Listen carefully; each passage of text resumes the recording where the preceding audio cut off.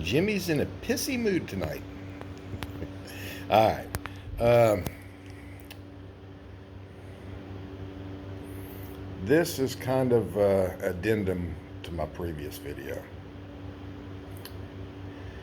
No one, and I mean no one, can teach you how to rotate your upper and lower body to perform for you except a physiologist that spends 200, 300, 400 hours with you. No one. This is why all these people that are teaching you all these different rotational techniques, this is why they teach you those. They work for them. That's how their body works. It's not how your body works. That's why if you try a conventional swing, in the way they teach rotation, 2% of you will be really good at it. And that's why if you learn square to square and their swing, 2% of you will be really good at it. That's why if you learn channel lock, 2% of you will be really good at it. If you learn Jim Venitos, I don't know, you got a better chance with Jim and channel lock. You got a better chance because there's not a lot of rotation function. They freeze the body, which is better than trying to add rotation. Trust me. If you try the Hogan swing, 2% of you will be pretty good at it. If you try Mike Alston swing, 2% of you will be pretty good at it. It'll be easy for you. If you try the Jack Nicklaus swing, 2% of you will be good at it. No matter who you try to copy, 2% of you, 1 to 2% of you will be able to mimic what they do, and have it perform well for your body, and not one day you got this swing, the next day you got this swing, the next day you got this swing. If you're learning upper and lower body from anybody except a physiologist, they got no idea how your body works. None. I got the answer though.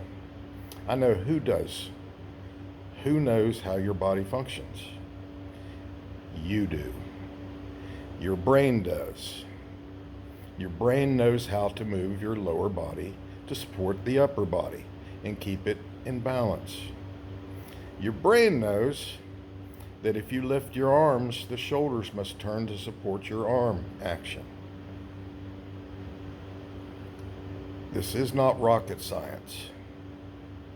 It's just fact.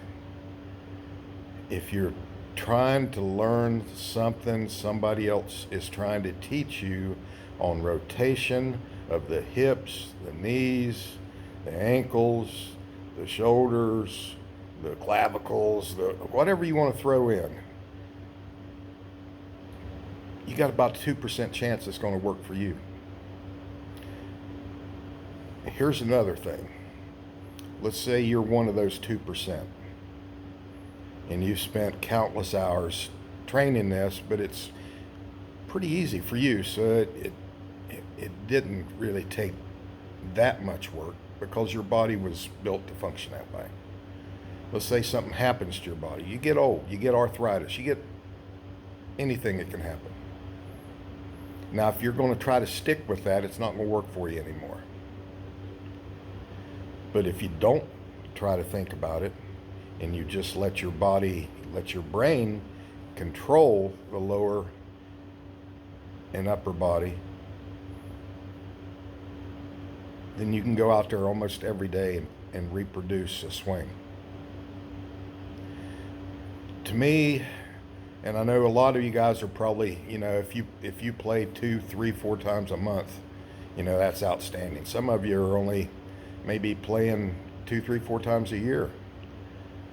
It's a lot easier to walk out there, pick up the axe, cut down the tree, and go home with a score under 90 than it is spending countless hours trying to learn something that your body will never do. It'll never do well. And it'll never do well every single day. I think this is one of the things that separates the pros from us. All their swings look different.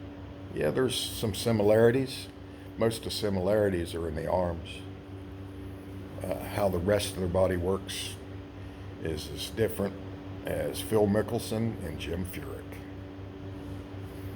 The difference is they've learned to adapt to what their body does, and so they have 100% potential every time they go on a golf course, because they're not thinking about moving this or laterally shifting that. Or I think that might be the secret to golf, the secret to great golf. Just saying.